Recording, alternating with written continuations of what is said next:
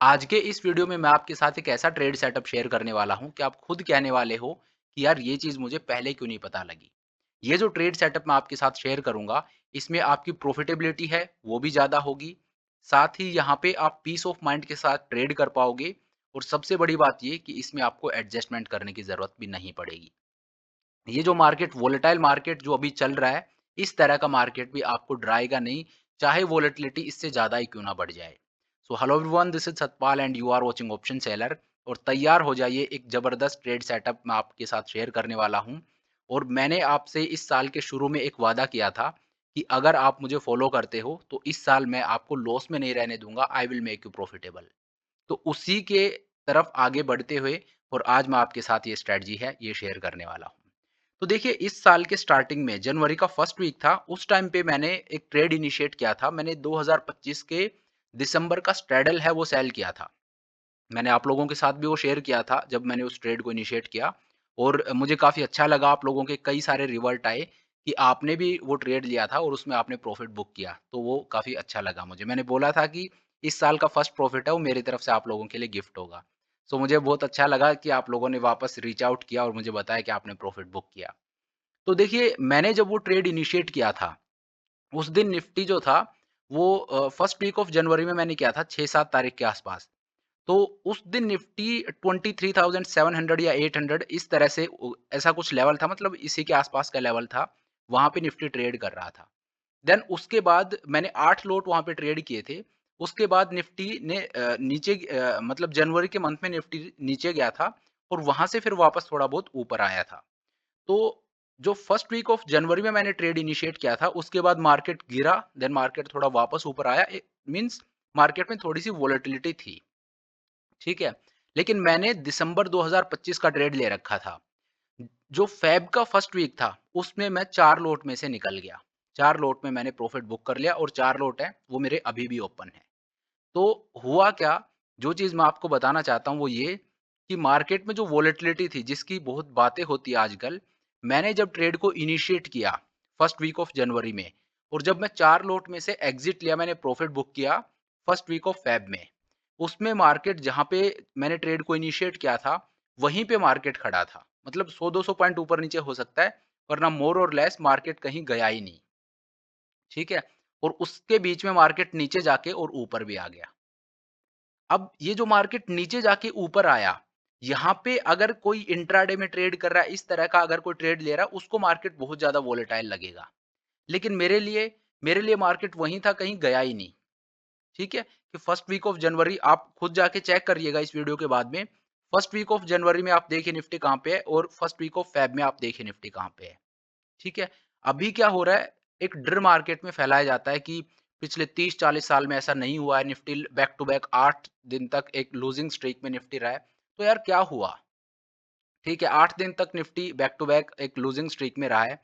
मैं आपको बता रहा हूँ कि फ़ेब के स्टार्ट में जहाँ पे मार्केट था ना, अगर 1 वीक अच्छा निकाल दिया निफ्टी ने, तो जहाँ पे मंथ की स्टार्टिंग की है, वहीं पे मंथ की एंडिंग होगी। मतलब अगर आप देखोगे ना, तो वैसे आपको वोलेटिलिटी दिखेगी, लेकिन अगर मंथ टू मंथ आप देखोगे, तो आप बोलोगे निफ्टी कहीं गया ही नहीं। तो इस वजह से ये जो चीज़ मैंने अभी आपको बोली, ये चीज़ बड़ी क्रूशियल हो जाती है अगर आप पीस ऑफ माइंड के साथ ट्रेड करना चाहो, और अगर आप थोड़ा-सा लॉजिकल, थोड़ा-सा रीज़नेबल होके सोचोगे ना, तो प्रॉफ़िट कमाना कोई बहुत मुश्किल काम नहीं है। अब आजकल मार्केट काफ़ी वोलेटाइल हो रहा है, ठीक है? और वोलेटाइल मार्केट एक ट्रेडर को डराता है। और आजकल जो मार्केट गिर रहा है, गिरता हुआ मार्केट के तो कहने ही क्या, उसमें तो क्या ही हालत होती है। तो इस तरह के मार्केट में पैसा कमाना बहुत मुश्किल हो जाता है, राइट? रॉन्ग। मुश्किल नहीं होता है, यही मार्केट होता है जहाँ पे पैसा बनाया जाता है। और ये जो स्ट्रैटेजी मैं आज आपको बताने वाला हूँ ना, वो इसी से रिलेटेड है।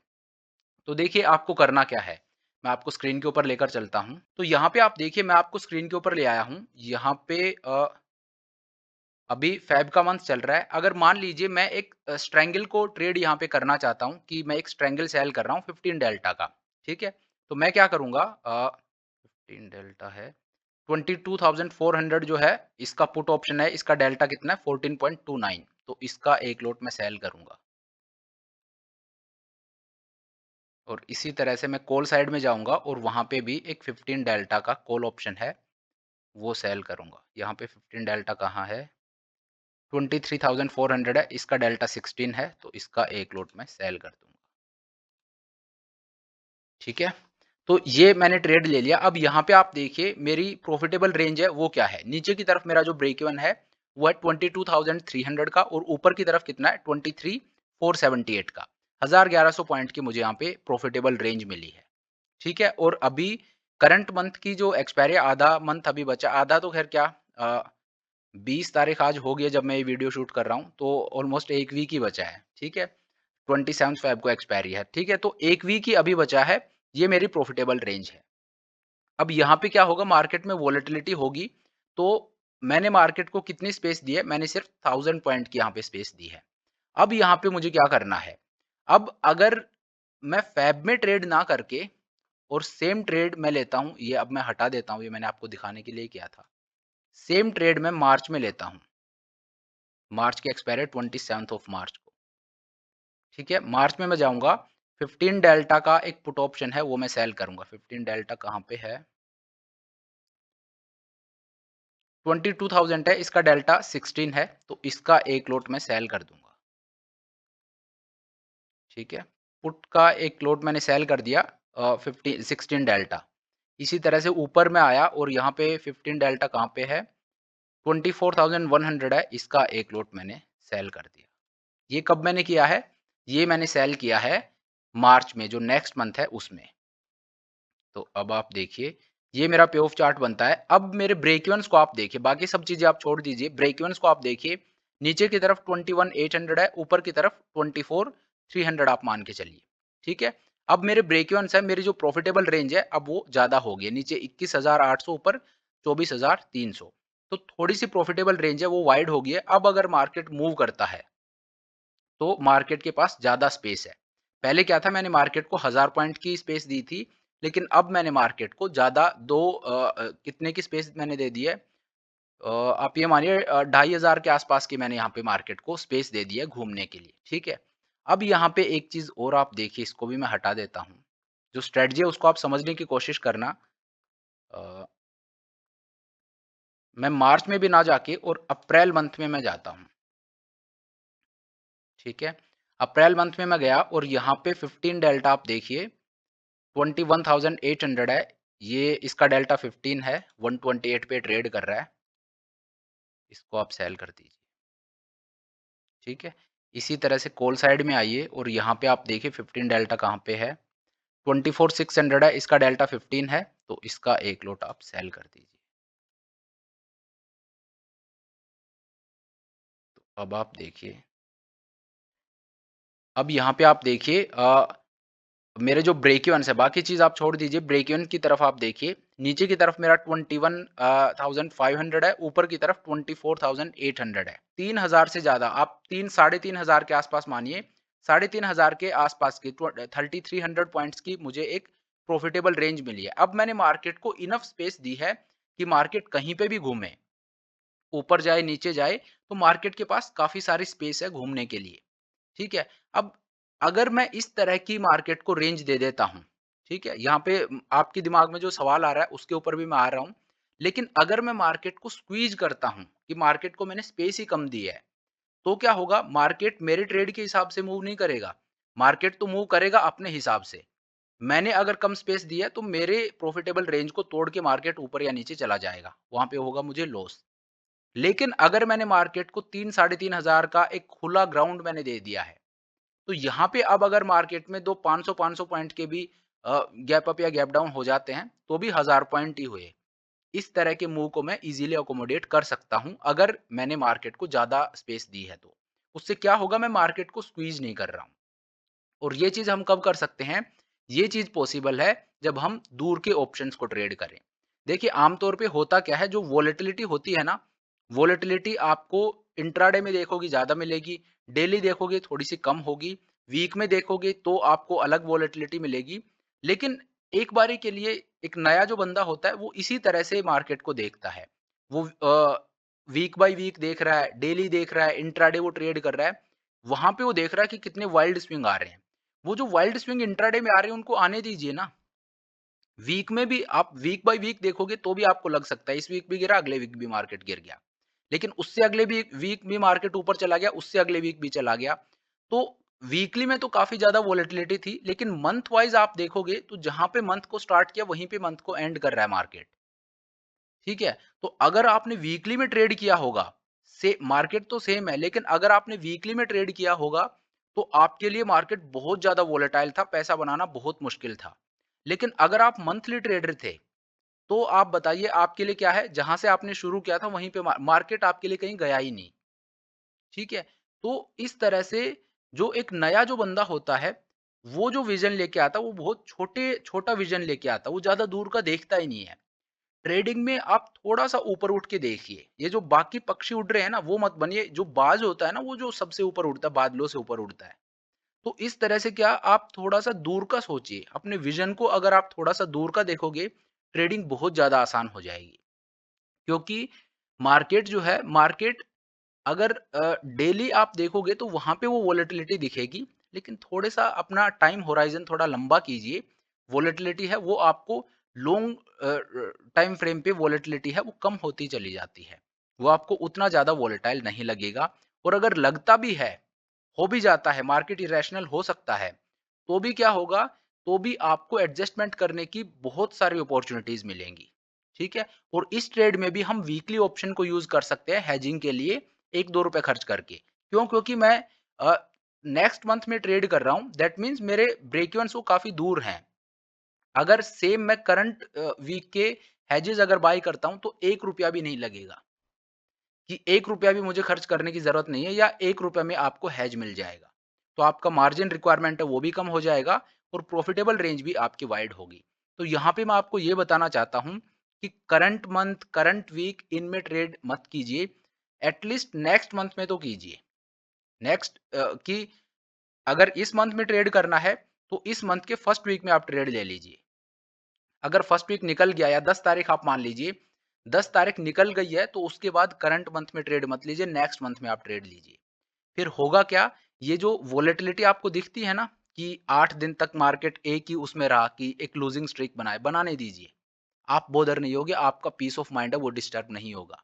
जब मार्केट मेरे ब्रेक इवन के पास में आके खड़ा हो जाता है ना, तब मैं अनकंफर्टेबल होता हूँ।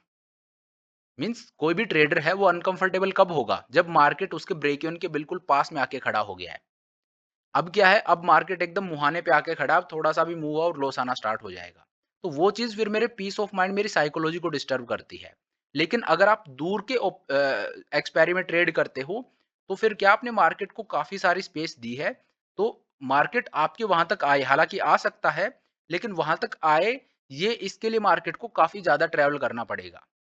हो सकता है साल में 1 बार ऐसा हो जाएगा कि मार्केट वहाँ भी आ गया। लेकिन अगर आप तो क्योंकि नेक्स्ट मंथ में ट्रेड करते जा रहे हो, तो हर महीने तो ऐसा नहीं होगा ना कि मार्केट वहाँ पे पहुँच रहा है।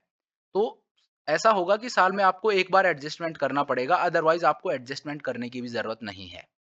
अब यहाँ पे आपके दिमाग में एक सवाल आ रहा होगा कि यार जब मैं वीकली को ट्रेड कर रहा हूँ, तो सिर्फ़ 7 दिन ही हैं। मंथली को ट्रेड कर रहा हूँ, तो जो महीने का टाइम है वही है। नेक्स्ट मंथ ट्रेड कर रहा हूँ, तो टाइम भी तो ज़्यादा है। मार्केट के पास वहाँ तक जाने का टाइम भी तो ज़्यादा है। तो बिल्कुल आप सही बोल रहे हो। अगर वीकली में ट्रेड कर रहे हो तो आपको मार्केट लॉस देगा, इसके लिए मार्केट के पास 1 वीक ही है। लेकिन मंथली में ट्रेड कर रहे हो तो मार्केट के पास पूरा महीना है आपके अगेंस्ट जाने के लिए, आपको लॉस देने के लिए। अब यहाँ पे आपको क्या करना है, जो भी ट्रेड आप ले रहे हो, मार्केट ये जो 17,000 का आपका मैक्सिमम प्रॉफिट है ना इस ट्रेड में, आप देखिए, इस प्रॉफिट को मुझे लेना ही नहीं है। जो आपका वीकली में प्रॉफिट होना था ना, उतना ही प्रॉफिट के लिए आप बैठिए। मुझे यहाँ पे 7,000 का प्रॉफिट हो जाएगा, मैं खुश हूँ। 5,000 का प्रॉफिट हो जाएगा, मैं खुश हूँ, अगर मुझे 1 या 2 वीक में एग्ज़िट मिल रहा है तो। मैं अप्रैल तक बैठूँगा ही नहीं। मैं 27th फ़ेब को ही निकल जाऊँगा अगर मुझे इस ट्रेड में 5,000 का प्रॉफिट हो गया तो। मार्केट जैसे ही थोड़ा-सा अ, टाइम बिताया, मार्केट ने 1 डेढ़ वीक वहाँ पे बिताया, इस तरह का प्रॉफिट है वो आपको वहाँ पे हो जाएगा। तो जो प्रॉफिट टारगेट है वो आप वीकली के हिसाब से रखिए।